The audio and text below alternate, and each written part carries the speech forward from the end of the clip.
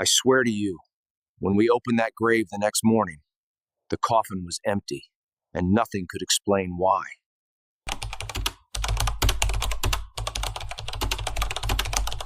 I've never been one to believe in cemetery legends, nor did I fall for the stories elders told to scare their apprentices. But that night, something happened that I've never forgotten, something that haunts me to this day and completely transformed the way I view the silence of a cemetery. Imagine for a moment witnessing the burial of a heavy coffin sealed with thick chains like prison bars, hearing the metallic creak echoing in the cold afternoon wind, and the next day discovering that the box had simply vanished without a trace. I'm not talking about rumors nor fabrications from cheap horror movies. I'm talking about a real account, experienced firsthand by someone who was there, gloves on and sweat on their brow, helping to bury that cursed coffin. Something was wrong from the start, but no one dared to say anything out loud. The family seemed to fear something beyond simple desecration, as if they wanted to forever seal away not just the body, but something that lived alongside it. With each chain tightened around the wood, I felt we were participating in a ritual, not a funeral. And even with all the reinforcements, neither the weight of the earth nor the strength of the chains were able to contain the mystery that would reveal itself hours later. If you think you've heard disturbing stories before, wait until you dive into this account, because what happened in that forgotten cemetery defies logic, faith, and even the limits of human sanity. Subscribe now, and leave a like so you don't miss any of the upcoming stories that reveal the darkest secrets of cemeteries. The cemetery where it all happened wasn't just any place, nor one with frequent visitors or fresh flowers on every grave. On the contrary, it was an ancient, nearly forgotten field located on the outskirts of a small town in the American countryside, surrounded by tall trees that seemed like silent guardians of ancient secrets. The headstones were worn by time, many of them tilted, their inscriptions already faded by rain and wind, and the cracked stone mausoleums revealed the decay of families long since vanished, leaving only eroded names and stories no one dared tell. Walking among those graves always awakened a deep unease in me, as if each step echoed not only on the ground covered in dry leaves, but within an invisible space, a place where the dead still had a voice, even if muffled by the silence of the earth. In that somber setting, the family who brought the coffin attracted attention from the start because there was no genuine pain in their eyes, only haste and fear, as if every minute the body remained above ground was a risk to everyone present. Their eyes avoided contact, their hands trembled slightly, and when they asked for the coffin to be sealed with thick chains, I realized that there was not only mourning there, but a secret too heavy to reveal in public. The chains jingled as they were secured with strong padlocks, and though some fellow gravediggers exchanged suspicious glances, no one dared question, because in that profession we learned early on that respect for the family's wishes trumps logical explanations. What I didn't know that night was that this respect would make us witness something impossible to explain. The burial that night was unlike any other I had ever witnessed, and I don't just mean this because of the physical weight of the coffin, which required redoubled effort from every gravedigger present, but because of the atmosphere that seemed to envelop every gesture, as if we were participating in something more than just human. The coffin was lowered slowly on ropes that creaked under its weight, and when it touched the bottom of the grave, the muffled sound of wood hitting earth brought with it a heavy silence, the kind that doesn't happen by chance, but imposes itself like an omen. Then came the chains, wrapped around the coffin with the same intensity with which a cell is closed, each turn, accompanied by a metallic click that seemed to echo beyond the physical space of the cemetery, as if something invisible listened to each click of the padlock and waited silently for the moment to reveal itself. As I helped fasten the chains, I noticed the family watching with fixed eyes, unblinking, unweeping, simply following the ritual with attention unbecoming of a normal funeral. One of the deceased sons held the keys to the padlocks as if holding a final shield against an invisible threat, and the tremor in his hands told me more than any words could. I wondered if they were trying to protect the body from grave robbers, or if, in fact, they were trying to protect themselves from something that might escape. When we finally covered the coffin with the first layer of earth, the metallic sound of the chains continued to echo in my mind, as if they were still vibrating on their own beneath the ground. Each shovelful of earth that fell seemed too light, as if it didn't have enough strength to hold it in place. And it was in that moment, with the moon partially obscured by clouds and the wind blowing cold, that I realized the burial wasn't over, but had merely begun a silent vigil that would last into the night. That night, even after I'd left the cemetery, something inside me wouldn't rest, as if a part of my consciousness had remained among those graves, trapped by the metallic sound of chains echoing inside my head. No matter how hard I tried to distract myself, the image of the coffin tied so obsessively would resurface every time I blinked, as if the very silence of that night were calling me back. It was then that, overcome by a restlessness I couldn't explain, I decided to return to the most remote area of the cemetery where the newly sealed tomb stood. I confess that I've never felt the wind so cold against my face as I did at that moment. The tall trees leaned gently, but their sound wasn't the same as usual. There was something irregular, as if each cracked branch was trying to form its own language, whispering messages I wasn't supposed to understand. I approached slowly, stepping over dry leaves that cracked like broken bones, and the further I walked, the more distinctly I felt I wasn't alone. There was no one in sight, but the pressure in the air betrayed an invisible presence, a force lurking, patient, unhurried, simply waiting. It was then that I heard the sound that chilled my blood, the faint clink of metal chains coming from underground. At first, I thought it was just an illusion, perhaps the result of the wind passing between the tombstones, but when the noise repeated itself clearly, drawn out, rhythmic, I realized there was no wind capable of producing that sound. The chains vibrated as if someone or something were moving down there. I remained still, my heart racing, and in that absolute stillness, I understood that the silence of the cemetery hid not only death, but also secrets that should never be revealed. When day broke, the cemetery looked exactly the same as always, enveloped in that heavy atmosphere that made time seem slower, as if each minute was stretched out by the invisible presence of death. I arrived early, with the echo of chains still in my head, and walked toward the grave we had filled the night before. At first, nothing seemed out of place. The earth was firm, the grass still damp with dew, and there were no recent footprints around. However, the strange feeling that something wasn't quite right made me pause before the grave for long seconds, as if waiting for it to reveal what it hid.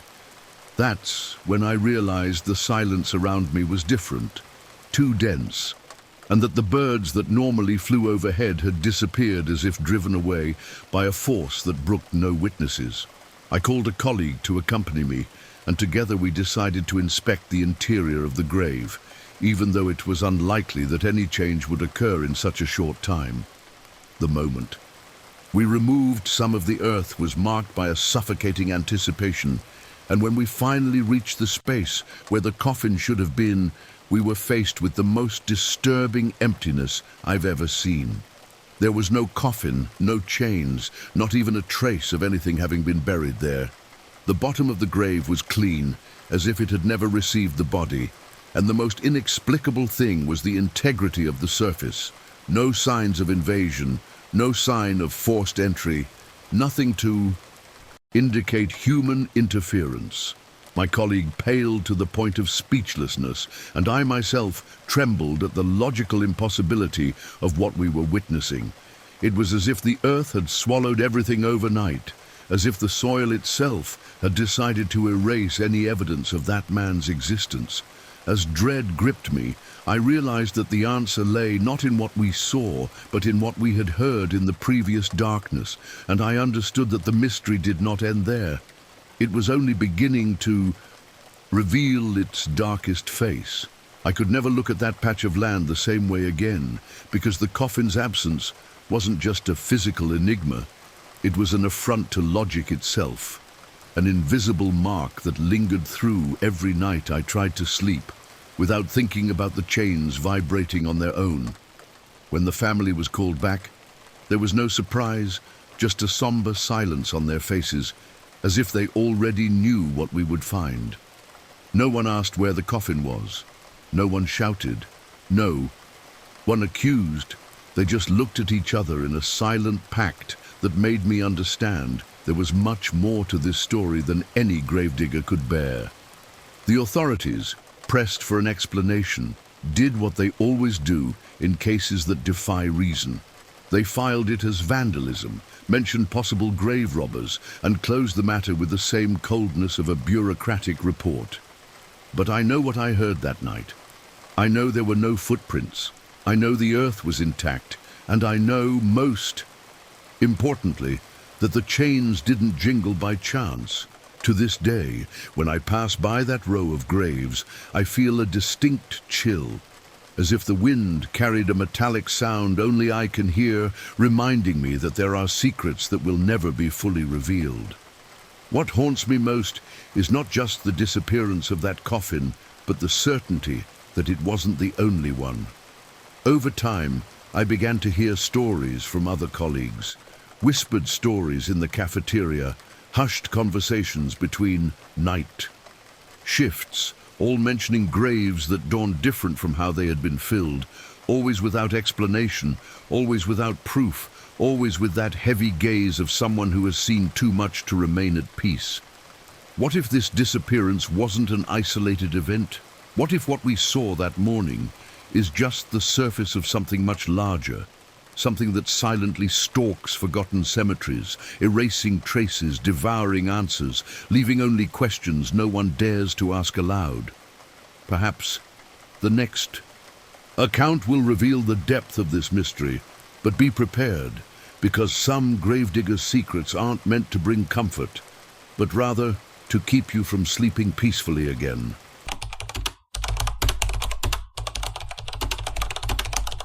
No matter how many years someone works in a cemetery, there are moments that simply cannot be erased from memory, situations that become invisible scars and that, no matter how much time passes, continue to haunt every silence of the night.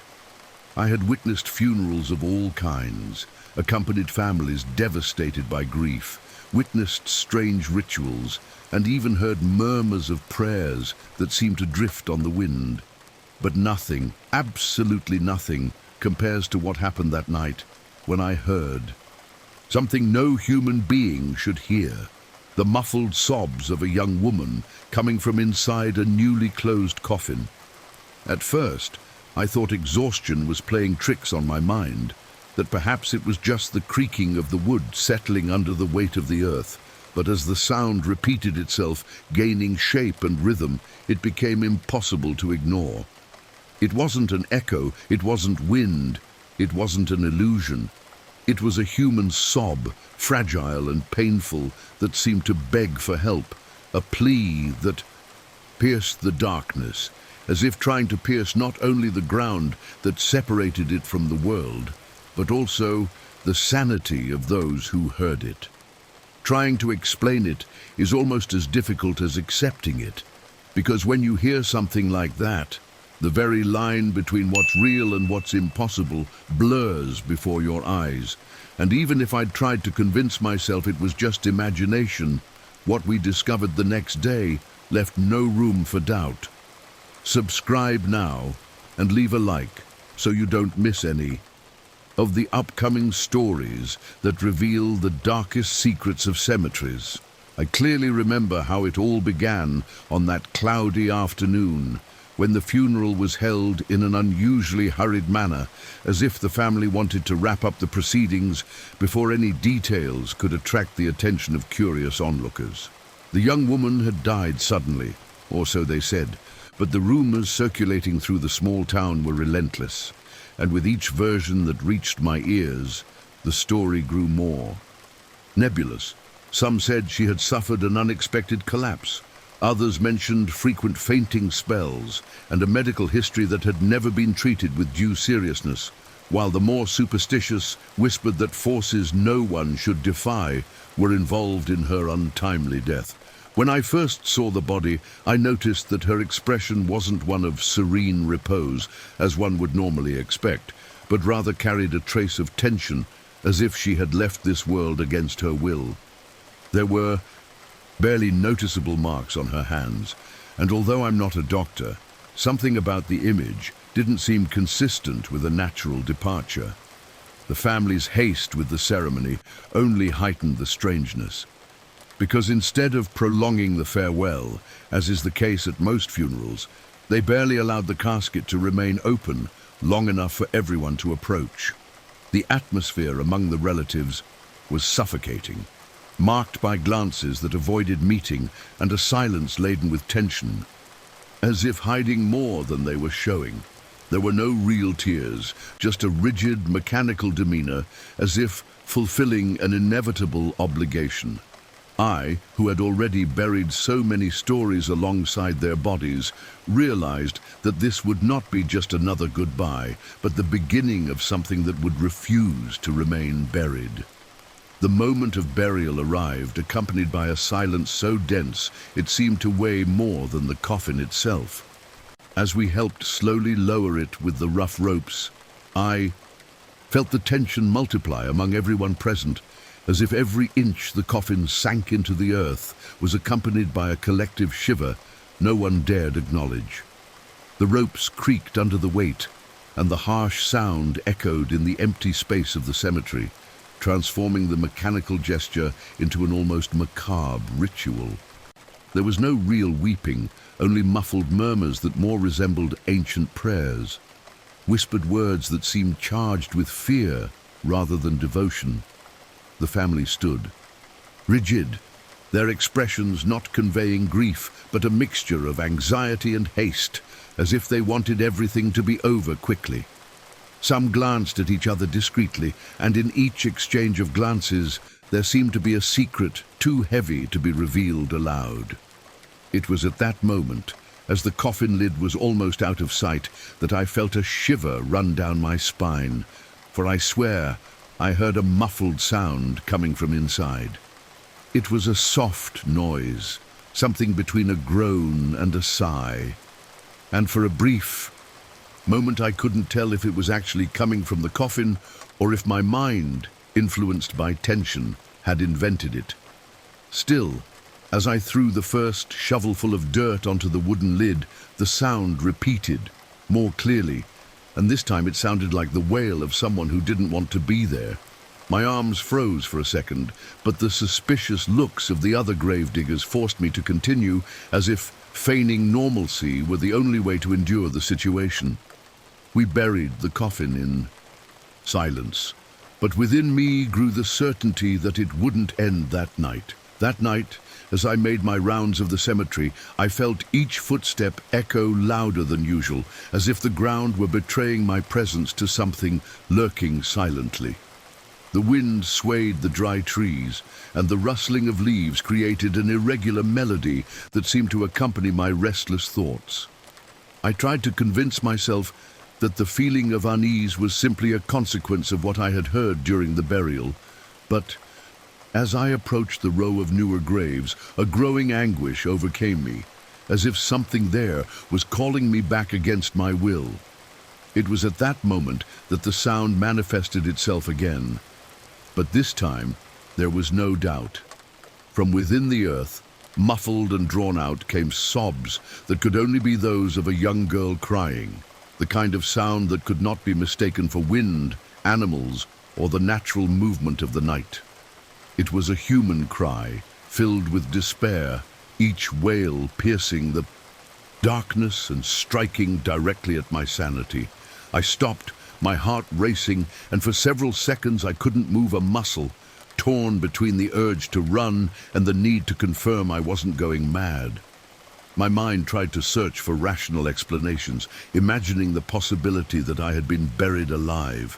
But logic screamed that this was impossible, that doctors and family members would never make such a cruel mistake. Even so, the sounds persisted, growing clearer, as if begging for someone to listen and do something. I remained motionless, my sweaty hands gripping the flashlight, unable to decide whether to open the grave or accept that nothing happening before me could be explained by reason. It was in that dilemma, between courage and absolute fear, that I realized that dawn would bring me no rest. The sun had barely risen above the horizon when I returned to the cemetery, unable to sleep after what I had witnessed during the early hours. With each step I took toward that grave, the weight of the previous night crushed me, the memory of the muffled weeping that seemed to beg not to be forgotten. The silence of the morning was different, almost offensive, as if the cemetery itself wanted to hide what had happened. The rows of graves remained still, the wilted flowers still resting in some vases, but as I approached the young woman's grave, I immediately realized something was wrong. The earth was slightly disturbed, but not in the brutal way you see when someone tries to desecrate a grave. There were no shovel marks, no footprints around, no sign of trespassing. It was as if the ground had been gently shifted with an indescribable precision, as if it had opened on its own, just to allow something to escape. My heart raced, because part of me already knew what I would find, but I still wasn't prepared for the scene that would unfold before my eyes. When we opened the grave to inspect it, the shock was immediate. The coffin was empty, with no sign that a body had ever been there. The wood remained intact, with no internal scratches, no marks suggesting a struggle, but also no signs of the weight it must have carried. There were no clothes, no traces, nothing but absolute emptiness, as if it had never housed anyone. The air around me seemed to grow colder, and my companions who accompanied me exchanged looks of pure terror, unable to form a single word. Most disturbing, however, was the family's reaction.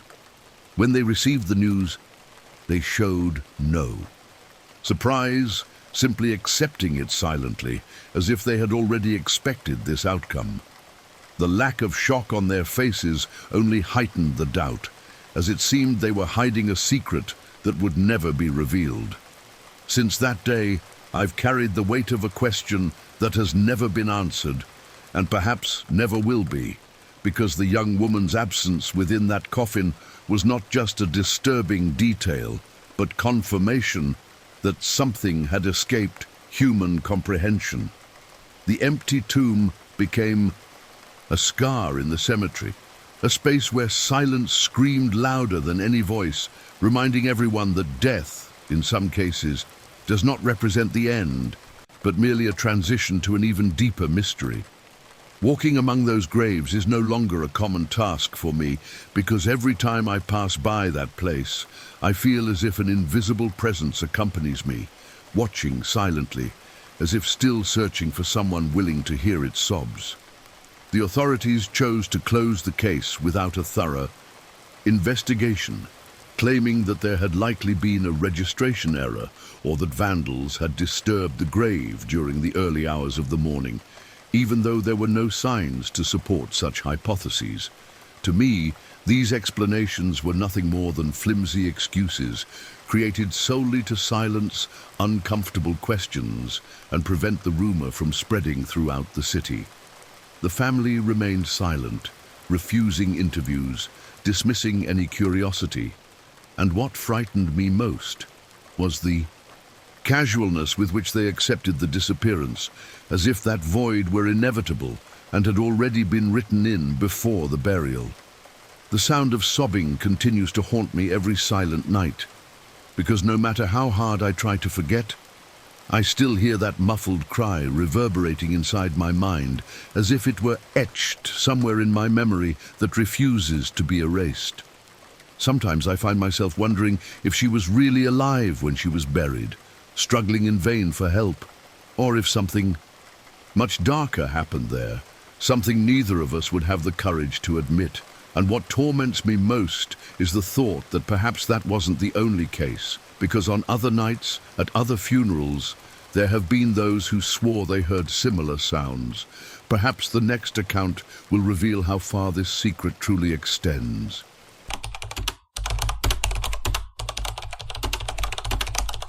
There are secrets that remain hidden for decades, waiting only for the right moment to be revealed. And some of these secrets choose to manifest themselves precisely in places where we believe silence is eternal. I clearly remember the day we discovered what was inside, or rather what wasn't inside, the tomb of an entire family, forgotten by time, a mass grave that had lain silent for over 70 years. During all those years, no one had ever visited, no one had brought flowers, no one had prayed. At the foot of the corroded tombstone, and perhaps that's why we believed that space was doomed to absolute oblivion. However, fate seems to have dark ways of reminding us that death is not synonymous with rest, and that week, after a storm devastated part of the cemetery, the earth decided to reveal something that should never have been exposed. The scene was disturbing at first glance. The ground gave way, part of the stone structure shifted, and, amidst the damp clay, one of the coffins, resting in the grave, was partially revealed, as if the earth itself had refused to keep that secret any longer. At first, the sight brought me only discomfort, but as I approached and noticed the state of the coffin, I realized something far more disturbing lay before me. The wood, despite the passage of time, still held surprisingly firm. But the real shock wasn't its preservation, but the emptiness that inhabited the space. No bones, no pieces of clothing, not even a trace that a body had ever rested there. And it was at that moment that I realized that we were not facing a simple accident caused by the rain, but a mystery that would transform that forgotten tomb into a disturbing enigma. Subscribe now and leave a like so you don't miss any of the upcoming stories that reveal the darkest secrets of cemeteries. Whenever I walk through that older section of the cemetery, my eyes would linger on the worn headstone that marked the mass grave of a family that, decades ago, had been one of the most well-known in the small town. The name carved in stone had been nearly erased by the passage of time, and many of the younger residents didn't even know who those who lay there had been. However, for the older residents, vague stories still circulated about a powerful lineage, marked by wealth but also by tragedies and rumors of practices no one dared to speak about aloud. It was as if that family had vanished not only from life but also from collective memory, leaving only that forgotten grave as a silent witness. I never saw fresh flowers laid on that tomb, never heard prayers or farewells said before it. And what struck me most was the sense of utter abandonment, as if even the descendants had decided to sever all ties with that funereal legacy. The stone structure was already cracked, the iron railing was corroded, and moss had taken over the inscriptions, making it clear that time had defeated all attempts to preserve the memory. It was the kind of place that conveyed the impression that something had been purposefully erased from history. It was precisely this abandonment that made the discovery all the more disturbing, because if no one had ever approached that tomb in so many years, how could we explain what we found when the earth gave way? This question, which began echoing in my mind from the very first moment, became the guiding thread of an experience that would challenge every certainty I believed I had about death and eternal rest. That week, a storm hit the city with unusual violence, bringing with it thunder that shook windows, and winds so strong they ripped entire branches from the ancient trees surrounding the cemetery.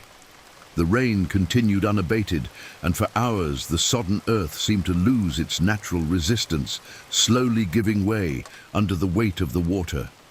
When day broke, I was one of the first to arrive to assess the damage, and I soon realized that the storm had left deep scars on the previously seemingly immovable terrain. Mud trails cut through the ground, small craters formed between the oldest graves, and in some places the earth had simply given way, exposing structures that should have remained buried forever. As I walked through the most forgotten part of the cemetery, I noticed that part of the abandoned family's mass grave had been damaged.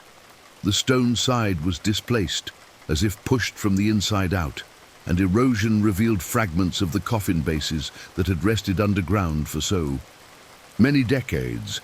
There was no smell of decay, only the damp odor of mud mixed with the rusted iron of the twisted fence. The scene was disturbing, not only because of the destruction, but also because of the feeling that the ground itself had decided to expel what it held. I gathered some colleagues to begin cleaning and reorganizing the rubble, but with each shovelful of dirt removed, the unease grew. It wasn't just the sight of exposed coffins, but the absolute silence that hung over the place, as if even the birds had refused to fly over that part of the cemetery. The wind blew low, and each creak of the wet wood seemed like a warning no one dared interpret. It was at that moment, when the mud was already exposing one of the lids, that I realized something much more sinister awaited us inside. When the lid of that coffin finally became visible, I felt a lurch in my stomach like no other experience had in all my years working in that cemetery. The wood, surprisingly well preserved, despite 7 decades of burial, showed only small superficial cracks, nothing to explain what was about to be revealed. We summoned the courage to open it, more out of a need to check its condition than any genuine desire to face what lay within. The lid creaked slowly, producing a deep sound that blended with the distant murmur of the wind, and for a moment everyone around held their breath as if anticipating the scent of death that must escape that long-closed space. But what we found was even more disturbing than any smell of decay could have been. The coffin was completely empty. There were no bones, no decaying clothing, not even fragments of tissue to indicate the passage of time on a human body. Just clean, cold, and hollow wood, as if it had never housed anything inside. Shock gripped us all, and for a few seconds we remained motionless, staring into that empty space, as if staring into a bottomless abyss. The silence became unbearable, and each of us seemed to struggle internally with the need to offer an explanation that simply didn't exist. As I ran my hands along the inner edges, I noticed no scratches, no signs of movement, nothing to indicate anything had been forcibly removed. It was as if the coffin had been buried empty from the start, but that hypothesis didn't make sense because the records from the time confirmed the death of one of the family members. The void was there, gaping before us, and the only certainty was that this discovery wasn't the result of human error, but of something that refused to be explained. From that moment on, each of our minds became a whirlwind of hypotheses, and it was inevitable that we began to develop theories about what might have happened to the body that was supposedly inside that coffin. Some, trying to keep their feet on the ground, spoke of body snatching, a macabre practice that had already been recorded in some parts of the country decades earlier, when medical schools and even occult groups sought bodies for their experiments. But this explanation didn't hold up to scrutiny because there were no signs of tampering, no external marks, nor any indication that anyone had opened the grave to retrieve the body. Others, in a more somber tone, whispered about the possibility of secret rituals, noting that the family buried there was surrounded by ancient rumors, stories of nocturnal encounters, and practices the community preferred to pretend never happened. The idea that someone, at some point, had returned to claim that body in the name of forces we didn't understand seemed to gain traction in the uneasy silence that hung over us all. Still, no sign of excavation supported this theory, and logic insisted that nothing had passed through there in over 70 years. The most disturbing theory, however, wasn't spoken aloud, but I sensed it running through everyone's minds at that moment.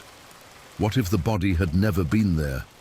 What if something far beyond our comprehension had simply claimed that soul back, erasing not only the remains, but any trace of its physical existence?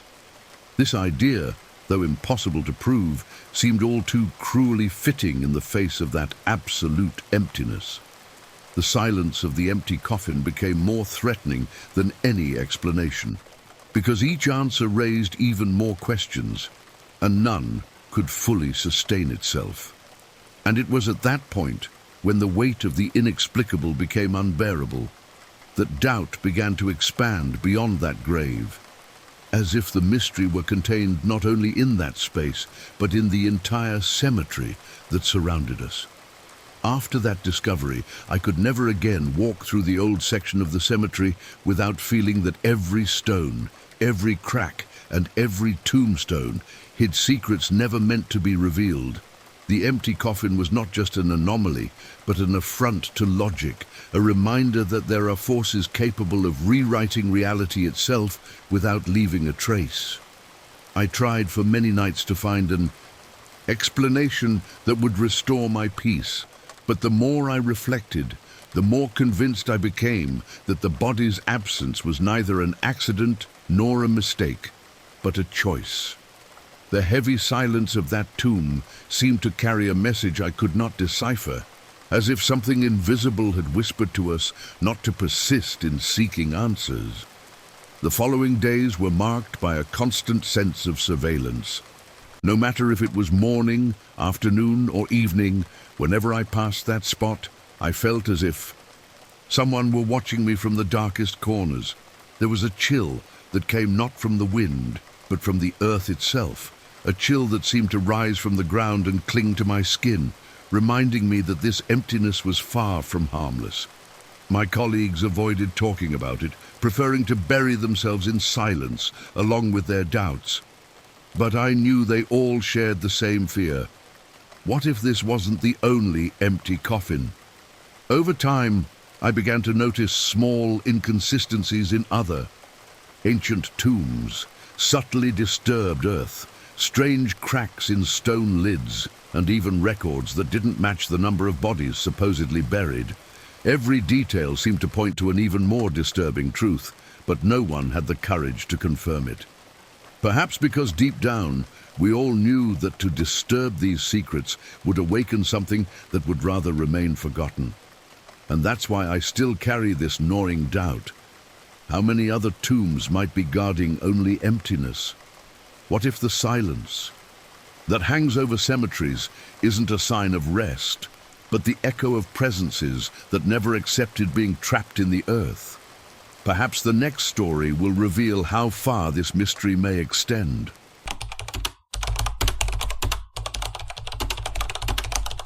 There are stories that, even told quietly, carry such weight that they seem to reverberate within those who hear them, as if they were not just memories, but warnings left by time. I always believed that mistakes made in a cemetery could be corrected with silence and respect, but that night I learned that some mistakes become deep scars, capable of forever altering the perception of those who witness the inexplicable. Imagine the scene, a storm raging over the cemetery, a rushed burial amidst the chaos, and a priest, overcome by haste and confusion, blessing the wrong tomb. At first glance, it might seem like an understandable distraction. After all, the rain made it difficult to see clearly. But what unfolded the next day left everyone present convinced that such a lapse should never have happened. When I think of that night, I still smell the damp earth mixed with the incessant sound of water lapping against the stone lids, creating an almost suffocating scene. The priest, drenched and distressed, made the sign of the cross before the wrong grave, and no one noticed at that moment that the prayer had been placed in the wrong place. The real body, buried just steps away, was lowered into the grave without receiving the words that should have sealed its passage. It was only a detail, a tiny gesture amid the chaos of the storm, but it was enough to make something much larger refuse to remain silent. And that's precisely where the uneasiness begins, because the next day, when we returned to the cemetery, we discovered that the mistake had not been forgiven. Subscribe now and leave a like so you don't miss any of the upcoming stories that reveal the darkest secrets of cemeteries. That day seemed handpicked by nature itself to remind everyone that death doesn't always accept silence. The overcast sky from the early hours of the morning announced that the ceremony wouldn't be like any other, and when the first heavy drops began to fall, turning the ground to mud, I realized we were facing a burial already marked by something strange. The family, distressed and drenched, could barely stand firm before the grave, while the wind ripped the umbrellas from their hands and the rain mercilessly battered every detail of the ritual. Everything seemed rushed, as if they simply wanted to conclude the ceremony and leave that place as quickly as possible, ignoring the chaos around them, a sign that something wasn't quite right. The priest, a man respected by the community, tried to maintain his composure, but the storm was clearly disorienting him. His dark cloak clung to his body, his wet hair streamed down his face, and his normally firm words were lost amid the deafening sound of the water lapping against the headstones. At one point I saw him step forward, kneel before a tomb partially covered by the floodwaters, and make the sign of the cross, hurriedly reciting the final prayers, unaware that this was the wrong spot. The blurred vision of the rain prevented everyone from questioning him, and so the real body, already placed in the ground a few meters ahead, descended to earth without receiving the words that should have accompanied his departure. At that moment, there seemed nothing extraordinary, just a minor mistake, the result of haste and the storm. But what seemed like a mere detail would, within hours, become the origin of an event that to this day none of us dare mention without shuddering. After the ceremony ended, and the EUI family left the cemetery under the relentless rain, only we, the Gravediggers, remained, tasked with finishing the job and ensuring the body was covered with earth. The storm had already turned the ground into a heavy mud puddle, and each shovelful of dirt we threw seemed to quickly dissolve under the downpour. I couldn't shake the scene of the priest blessing the wrong grave from my mind, but I tried to convince myself it didn't really matter. After all, faith shouldn't be tied to a precise location, but to gesture and intention. Still, something that night told me we were leaving behind more than just a body. As the grave closed, I felt the air thicken around me, as if the absence of prayer had created a void greater than the physical space itself. The silence that hung over me, even amid the rumble of thunder, felt like a presence, a warning that seeped into every gesture. My colleagues worked silently, avoiding any comment, but I could tell from the quick glances they exchanged that I wasn't the only one feeling uneasy. It was as if we were all aware that the body had been buried without the invisible key that sealed its passage. And this detail, however small it seemed, left a mark no one wanted to admit aloud. We finished the service as quickly as possible and walked away, leaving the tomb to the persistently punishing rain. However, as I walked back down the aisle of graves, a persistent feeling stayed with me, that something within that grave remained restless, refusing to accept the fate imposed upon it without the necessary blessing. It was as if the earth itself had become a silent testament to a mistake that should not be forgotten, and what would happen later would confirm this premonition in a terrifying way. As night fell, the cemetery seemed to have become an even heavier place than usual, and even though he was accustomed to nighttime patrols, something was different about this early morning.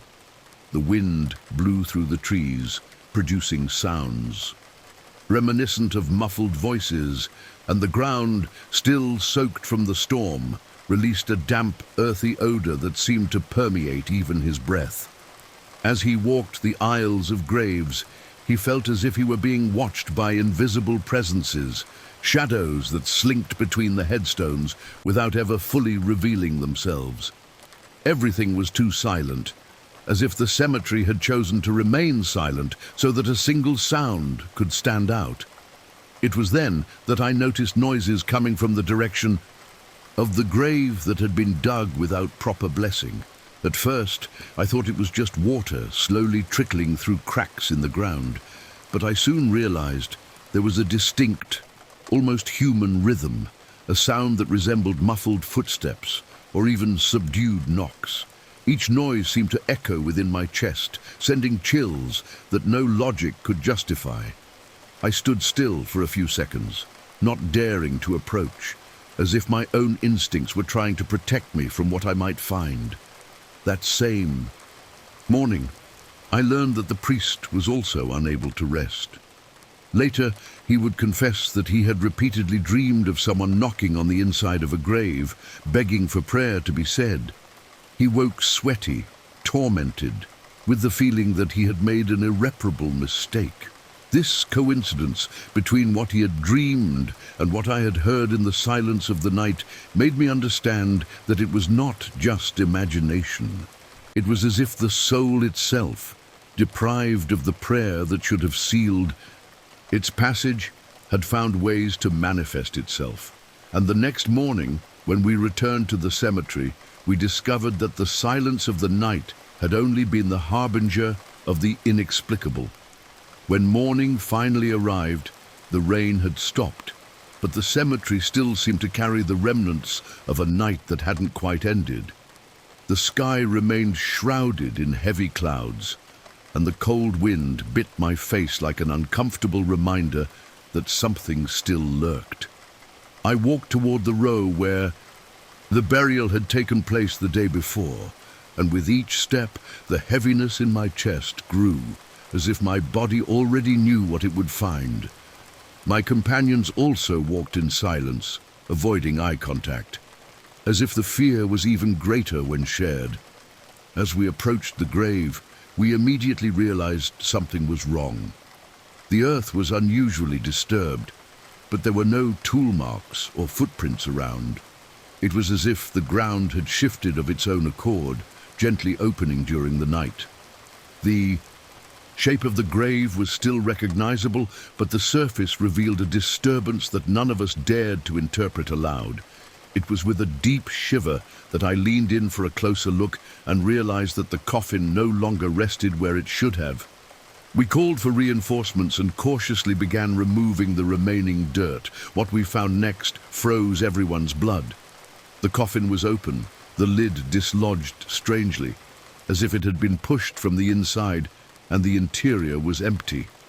No body, no trace of clothing, no logical explanation, just absolute emptiness, cold and silent, which seemed to mock our disbelief.